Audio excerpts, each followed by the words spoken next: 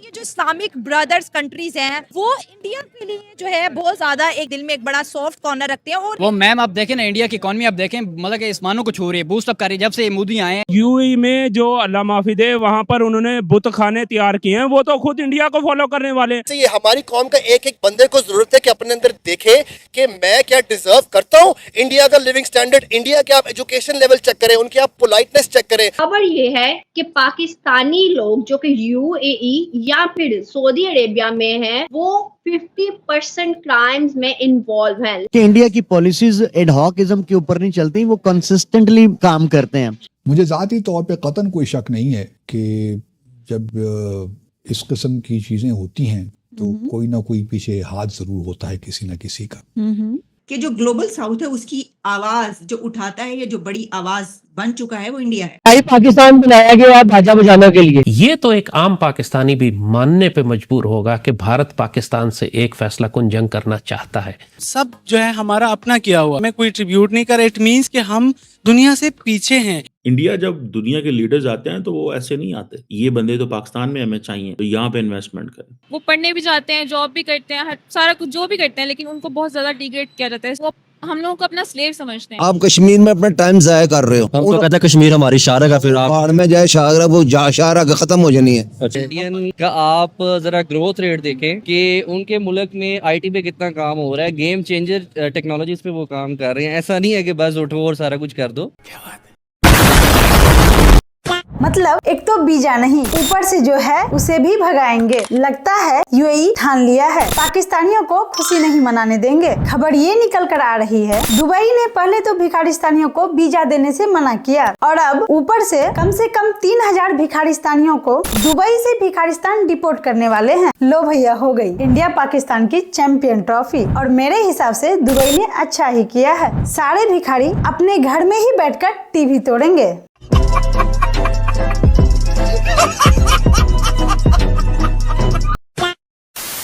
तो दो तीन दोस्त जा रहे थे, वो लोग गए, 2-3 बंदे थे। अच्छा। और उन्हें उधर फिर वीजा नहीं मिला पाकिस्तानियों को, क्योंकि पाकिस्तानी उधर भीख मांगते हैं। हर जगह उन लोगों को एक तो पाउडर पीते हैं, एक भीख मांगते हैं, दूसरे खाना काबा के बाहर भी ये पाकिस्तानी लोग भीख मांगते हैं।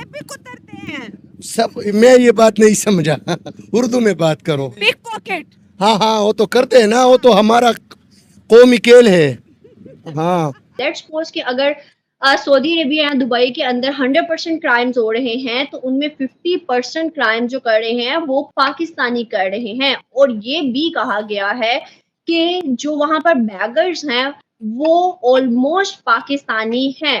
आप क्या समझते हैं कि इतनी बड़ी रिपोर्ट शाया की गई है और ये कहा जा रहा है, ब्लेम किया जा रहा है कि पाकिस्तानी इतनी नेगेटिविटी में मुलव्वस हो गए हैं? जी, इसके तो सबसे पहले तो ये देखने जरूरी है कि हमारे पाकिस्तान के अंदर इनके क्या हालात है। जो ये पाकिस्तान के अंदर कर रहे हैं वही ये बाहर जाके करते हैं। सर यूएई उनको आप क्या समझते हैं? क्या है मुसलमान?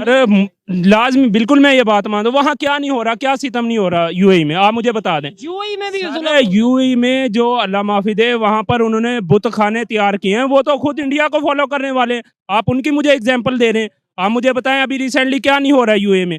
वहाँ पर बकायदा बुत खाने तैयार किए गए हैं, वहाँ पर वो सारा इंडिया का जो क्लब्स तैयार किए जा रहे हैं। आप उन्हें कैसे कहते हैं मुस्लिम? हाँ, मैं मानता हूँ उन्होंने मुसलमान नहीं है सर, उन्होंने कलमा पढ़ा है, मैं कह रहा हूँ ना, उन्होंने कलमा पढ़ा है, लेकिन आप किस तरह से, वो तो सिर्फ सिंबल है मुसलमान का।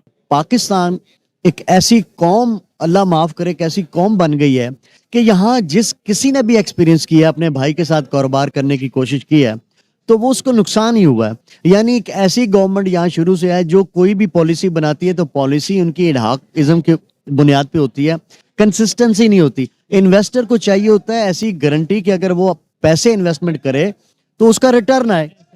अब दुबई को या इन मुस्लिम स्टेट्स को क्या प्रॉब्लम है कि पाकिस्तान में ना करें? मैंने जैसे कि पहले मिसाल दी, अगर भाई भाई को चीट कर रहा है, नुकसान दे रहा है, अगर वो यहाँ पे इन्वेस्टमेंट करेंगे और आगे उन्हें चीटिंग मिलेंगी तो फिर मेरे पास दूसरा ऑप्शन क्या होता है? मेरे पास दूसरा ऑप्शन गैर होगा। कतर इन्वेस्टमेंट अथॉरिटी के चीफ आए हुए थे और उन्होंने आके मुलाकात की इंडियन लीडरशिप से। चीज़ें तो पहले ही तय हो गई हुई थी, ठीक है जी। और अब ट्रेड, इन्वेस्टमेंट, एनर्जी, ये है इन एरियाज पे वो कन्वर्सेशंस करते हैं। इवन के कतर जो है वो रेडी है इंडियन पोर्ट्स के ऊपर इन्वेस्टमेंट करने के लिए, क्योंकि India middle east Europe economic corridor बनने के लिए इंडिया को जो अपनी पोर्ट्स हैं वो स्टेट ऑफ द आर्ट बनानी पड़ेंगी। सबसे पहले तो ये जैसे आप बात कर रही हैं कि हम सऊदी अरब, यूएई जाते हैं, कतर, बहरीन, उधर जाके सिर्फ हमने रोना है कि इंडिया ने हमारे साथ ये कर दिया, इंडिया ने वो कर दिया, हम अपनी तरफ नहीं देखते। मैं खुद हूँ नून लीग का सपोर्टर, ठीक है, कटर जिसको कहते हैं। 2015 में एहसन इकबाल के पास माइक्रोसॉफ्ट का बानी का कोई पर्सन आया, कहते हैं उसका पीए जैसे ही आया, वो आया कि इधर हमने आईटी सोसाइटी खोलनी है, ठीक है, आईटी सोसाइटी के नाम से था। मैं खुद नून लीग हूँ इसलिए मैं हाव नाव रखता हूँ। उसके पास आया, जब उसने बात की ना, उसको तो इंग्लिश नहीं आती, उसने अपना ट्रांसलेटर रखा, ट्रांसलेटर को कह रहा है कि मुझे ये कितनी कमीशन मिलेगी, फिर मैं मियाँ मोहम्मद नवाज शरीफ से बात करवाऊंगा। जो कुछ इंपॉर्टेंट चीजें मैं बताना चाहता हूँ, पहली बात तो ये है कि इंडिया अपनी सॉफ्ट पावर किस तरह इनहेंस कर रहा है by announcing a Hindi chair in Oman. ये बहुत इंपॉर्टेंट चीज़ है जिन लोगों को, क्योंकि मैं यूनिवर्सिटी से मेरा ताल्लुक है तो मुझे पता है कि जब आप चेयर्स अनाउंस करते हैं किसी मुल्क में तो इट मींस आप उस मुल्क के अंदर अपनी फॉरेन पॉलिसी, अपनी सॉफ्ट पावर, अपना कल्चर, अपनी हिस्ट्री और उनकी अवाम के अंदर जो कनेक्शन है वो बिल्ड करते हैं। सर वो अगर वो आप कह सकते हैं कि वो भी गुलाम है तो फिर वो तरक्की कैसे करेंगे? दुनिया की 5वीं बड़ी इकोनॉमी बन गई है, ठीक है, उसके अलावा उनकी चीजें अच्छी होती जा रही हैं, बिजनेस में तरक्की कर रहे हैं, हर मुल्क के साथ अच्छे ताल्लुकात हैं। बहुत अच्छा जैसे कि आपने, मैं एक और इसमें भी आपसे कहूंगा कि आपने कहा कि वो आजाद नहीं है। सर रशिया के साथ अमेरिका की टसल चल रही है, ठीक है, चाइना के साथ चल रही है, उसके बावजूद भी उनके साथ ताल्लुकात है। आपने बड़ी अच्छी बात की है। वो जितना ज्यादा अच्छा महकूमी को दिखाता है उतना वो महकूम होते हुए भी अपने हाकिमों के सामने तरक्की कर पाता है। भारत अखंड भारत बनाना चाहता है। अभी उन्होंने अपनी पार्लियामेंट बनाई है, उसमें नक्शा अखंड भारत का लगा है ना। अब वो खुल के बात कर रहे हैं कि हम पाकिस्तान ऑक्यूपाइड कश्मीर पर कब्जा करेंगे, हम दरियाए सिंध तक आएंगे, हम सिंधु तक आएंगे, इंडस रिवर। ये जो इनका नथुराम गॉडसे है, अभी तक उन्होंने उसकी राख को दरिया में, गंगा में या जमुना में फेंका नहीं है, क्योंकि उसने वसीयत की थी कि मेरी राख को दरियाए सिंध में फेंका जाए। सो वो तो आएंगे। अखंड भारत उनका एक आइडियोलॉजिकल, इमोशनल, एक पैशनेट ड्रीम है, आप चाहें या ना चाहें। और अखंड भारत के रास्ते में सिर्फ पाकिस्तान खड़ा हुआ है।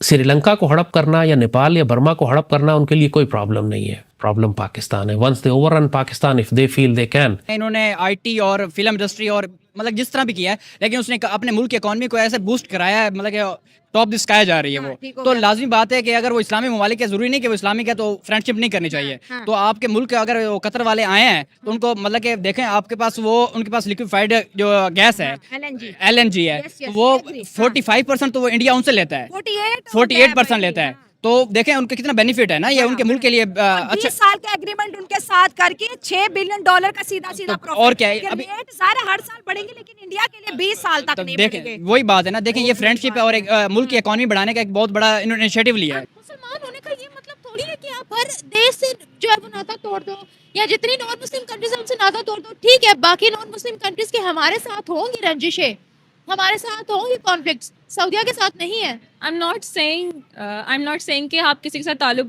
ख़त्म कर दो या बिल्कुल ही आप उसको कट ऑफ कर दो। लाइक फॉर एग्जांपल इस्लाम में हमें यही दीन में सिखाया गया है कि हम लोग किसी को इस तरह से हकारत की निगाह से ना देखें, लाइक एग्जैक्टली उसको जज ना करें बेस्ड ऑन द, मतलब कि उसकी रंग नस्ल या उन चीज़ों पर उसको जज ना करें। बिल्कुल सही। तो अगर आपको लगता है कि वहाँ पर इन्वेस्टमेंट आना शुरू हो गई, उनकी रियल एस्टेट कंपनीज के अंदर बाहर की कंट्रीज ने इन्वेस्ट करना शुरू कर दिया, या वहाँ पर जिन्होंने पर्टिकुलर एरिया डिसाइड किया है वहाँ पर प्रॉपर्टीज देना शुरू हो गई नॉन मुस्लिम कंट्रीज, तो इससे सऊदीया को कितना फायदा होगा, या फिर वो अजाब की तरफ ही जा रहे हैं? अगर दुनियावी पॉइंट ऑफ व्यू से देखें तो ऑब्वियसली उनको फ़ायदा तो होगा, इन्वेस्टमेंट करेंगे, उनको फ़ायदा जा रहा है। लेकिन अगर हम इस्लामिक पॉइंट ऑफ व्यू से देखें तो फिर थोड़ा सा आ जाता है उस चीज़ का। यूरोपीय मुस्लिम ममालिक ने जो है वो इंडिया को उसका 75वां यौम आज़ादी विश किया है, जबकि अगर हम पाकिस्तान की बात करें तो पाकिस्तान ने अपनी फॉरेन पॉलिसीज इस तरह की बनाई हुई कि कोई भी कंट्री उनके साथ फ्रेंडली रिलेशनशिप रख ही नहीं रहा। एग्जैक्टली हमारे आप अपनी हालत देखें ना, आपकी गवर्नमेंट क्या कर रही है, आपकी पिछली गवर्नमेंट क्या करती आ रही है, आपकी फॉरेन पॉलिसी पे आप नज़र रखें, तो ये हम सब जो है हमारा अपना किया हुआ है। जब तक जिस मुल्क में आपका पॉलिटिकल स्टेबिलिटी नहीं आएगी, उसका सराउंडिंग एरिया में इम्पैक्ट नहीं जाएगा, ना वो मानेंगे आपको। उनको पता है कि इनके आपस में जंग लड़ाई रहती है, तो इन्होंने क्या करना। अब एक सिंपल सा मैं आपको, आप इंडिया की मिसाल दे रहे हो, यूएई की मिसाल दे रहे हो कि वो अपने आपस में वो बिजनेस कर रहे हैं, वो अपनी चीजें कर रहे हैं। आपको एक अल्लाह ताला ने एक अपॉर्चुनिटी दी थी सी पैक की, आपने सी पैक का क्या सत्यानाश ही कर दिया ना। सी पैक एक ऐसी गोल्डन स्पैरो थी आपको, जो कि आपकी तकदीर बदल सकती थी। आप अपने झगड़ों में, आप अपनी लड़ाइयों में इस सी पैक का बेड़ा गर्क करके खत्म कर दिया। तो अपना निज़ाम ठीक करें, दूसरे मुल्कों को तब बेहतर। सर, जो यूथ है पाकिस्तान की, जो बाहर से आती है, अक्सर हमारे शो के अंदर पार्टिसिपेट करती है, उनका ये कहना है, इंडिया और पाकिस्तान की जब हम बात कर रहे हैं कि इंडिया की यूथ जो है हर जगह उनको प्रेज मिल रही है, हर जगह वाइट कॉलर जॉब मिल रही है, उनके रेमिटेंसेज जो इंडिया की यूथ बाहर से डॉलर कमा के इंडिया भेजे वो 125 बिलियन डॉलर तक पहुंच गया। समझ लें कि वो कितनी हाई पोजीशन पे है दुनिया में। तो पाकिस्तानी कहते हैं भाई इंडिया तो चाहता ही नहीं है हम काम करें, जहां पाकिस्तानी होता है इंडियंस उनको निकाल लेते। ये जो इलॉजिकल जो थिंकिंग है, इसके ऊपर आप क्या कहेंगे? इलॉजिकल थिंकिंग ये इसलिए डेवलप हो गई है कि ये हमने सुना है, हमने देखा नहीं है। जब आप खुद देखेंगे, आप अपना वर्क एनवायरनमेंट ठीक करेंगे, तो ये चीज़ें तब ठीक होंगी। ऐसे बातें करने से कोई फ़ायदा नहीं होगा। इंडियन अगर जा रहे हैं तो इंडियन का आप ज़रा ग्रोथ रेट देखें कि उनके मुल्क में आईटी पे कितना काम हो रहा है। गेम चेंजर टेक्नोलॉजीज़ पे वो काम कर रहे हैं। ऐसा नहीं है कि बस उठो और सारा कुछ कर दो।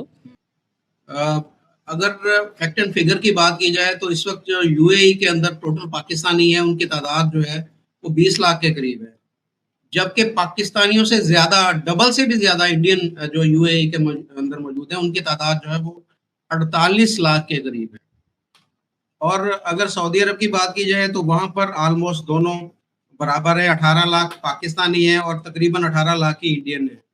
तो हमने जब भी हमारे रिलेटिव सऊदी अरब में भी है, हमारे रिलेटिव जो है वो यूएई के अंदर भी है, जब भी उनसे बात होती है तो वो इंडियन की तारीफ ही करते हैं। यहाँ पर हम आपस में जरूर एक दूसरे से लड़ते झगड़ते रहते हैं। हम बोलते हैं कि जी इंडियन ने ये कर दिया, इंडिया ने ये कर दिया, वो कर दिया। में भी कहा है कि इंडिया की पॉलिसीज एडहॉकिज्म के ऊपर नहीं चलती, वो कंसिस्टेंटली काम करते हैं। अब उनको फायदा नजर आ रहा है तो दूसरे मुल्क की जो स्टेट्स हैं वहां जाके इन्वेस्टमेंट कर रही हैं। आखिर इतना बड़ा वो पैकेज दे रहे हैं तो तब वो इन्वेस्टमेंट कर रहे हैं, क्योंकि उन्हें ये पता है, एश्योरेंस है, कंफर्मेशन है कि हमारी इन्वेस्टमेंट यहाँ डूबेगी नहीं। और गुज़िश्ता कई सालों का अगर इंडिया का आप ट्रैक रिकॉर्ड निकाल के देखें तो वहाँ दुनिया जहान की मल्टीपल कंपनीज काम कर रही हैं। कभी आया आपके सामने कि उनका ये फड्डा पड़ गया, उनका ये फड्डा पड़ गया, या वो ये क्लेम कर रही हो कि इंडिया के जो फाइनेंसर हैं या इंडिया के जो बिजनेसमैन उन्होंने हमारे साथ चीट कर दिया है? देखिए, ये है, कतर से ले लो सपोर्ट, यूएई से ले लो सपोर्ट, मदद लो, कारोबार करो, अपने इंफ्रास्ट्रक्चर को तेज करो, बढ़ाओ, ठीक है। और ये इनकी, क्योंकि यूएई के भी पोर्ट्स के तजर्बे हैं, कतर के भी पोर्ट्स के तजर्बे हैं, ठीक है जी। तो इनको तो चीज़ें हाथ आ गई, हम नहीं कोई बना सके। हम चाइना के हाथ चले गए, वो हर चीज़ हमारी उधड़ी-पुधड़ी हो गई। दुनिया ने उसको, हमने इस चीज़ को अंडरस्टैंड ही नहीं कर सके, ये कितना वो जिसे कहते हैं ना कंट्रोवर्शियल हर चीज़ हो गई। जिस माथे पे सी लिखा हुआ है पाकिस्तानियों के, ये सिर्फ किसकी वजह से? ये हमारी गवर्नमेंट, ठीक है। बेशक मैं नून लीग हूँ, पर नवाज शरीफ था, चीज़ें कदरे बेहतर थी, ठीक है। हमारी आईटी सोसाइटी भी ऊपर जा रही थी। अब नवाज शरीफ के नाम का पंजाब आईटी सिटी बन रही है, ठीक है। वो बन गई, क्या होगा?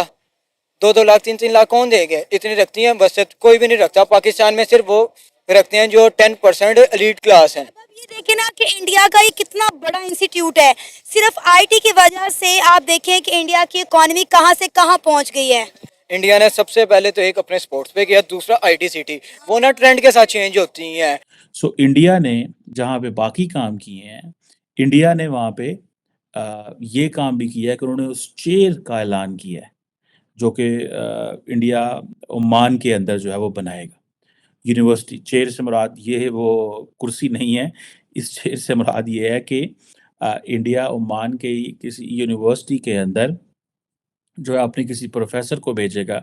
और मैं आपको बताता चलूँ, यहाँ के पाकिस्तान के पास भी कैम्ब्रिज में, ऑक्सफोर्ड में, हार्वर्ड में, कोलंबिया यूनिवर्सिटी में और बहुत सारी, इवन जर्मनी में बहुत सारी यूनिवर्सिटी में चेयर्स मौजूद हैं, इकबाल और कायद के चेयर में। लेकिन हमारे लोग, हम फैसले ही नहीं कर सकते। इवन ईरान में और बहुत सारे मुल्कों में चेयर्स मौजूद हैं। अमीर कतर को जब मोदी साहब ने रिसीव किया, गले लगाया और इसके साथ जो है राष्ट्रपति भवन के अंदर उनका जिस तरह से इस्तकबाल हुआ है, अमीर कतर तो बड़े खुश हो गए हैं भाई कि मोदी साहब ने मुझे इंपॉर्टेंस दी। और 60 से 70 हजार इंडियन डायस्पोरा इस वक्त कतर में काम कर रहे हैं। ऐसे ही है। और जो मोदी का एटीट्यूड है वो ऐसा लगता नहीं है कि वो खुद अपने अंदर एक बड़ा वो रखते हैं, एटीट्यूड है उनका बहुत। मोदी साहब तो कतर में भी मंदिर बनवा देंगे। ऐसा तो शायद ना हो, लेकिन ये है कि मतलब इकोनॉमी अच्छी हो जाएगी, फ्रेंडशिप करनी चाहिए, लाजमी बात है। जैसे सऊदीया इन्वेस्टमेंट कर रहा है, यूएई इन्वेस्टमेंट कर रहा है इंडिया के, इंडिया बिल्कुल रिलेशन बेहतर कर रहे हैं, तो हम कहते हैं कि जो इंडिया के साथ रिलेशन बेहतर करेगा, जो इन्वेस्टमेंट करेगा वो मुसलमान नहीं। सर हम इस चीज के बात नहीं कर रहे, बात तो एंटी मुस्लिम जो बात हो रही है हम उसके खिलाफ कर रहे हैं ना। बात तो एंटी मुस्लिम जो बात करेगा वो गलत है, लेकिन जी, मेरा बिल्कुल। सवाल ये है श्रीनगर में वो क्यों, मेरा सवाल नहीं आप समझ रहे कि श्रीनगर में क्यों इन्वेस्टमेंट कर रहा है यूएई, क्यों वो डेवलपमेंट कर रहा है, वो ओआईसी यानी कि जो इस्लामिक ग्रुप है उनका मेंबर नहीं। मैं आपकी बात एक्सेप्ट कर लूं। देखें बात यह है कि जब वो इंडिया को ऊपर लेकर जा रहा है यूएई आपका, ठीक हो गया। तो दोस्तों ये थी आज की वीडियो। इस वीडियो पर आपकी क्या राय है, आप अपनी राय कमेंट में दे सकते हैं। अगर आपको वीडियो पसंद आई हो तो वीडियो को लाइक कर चैनल को सब्सक्राइब कर लीजिएगा, ताकि ऐसी ही वीडियो आप और भी देख सके। आज की वीडियो में बस इतना ही। जय हिंद, वंदे मातरम।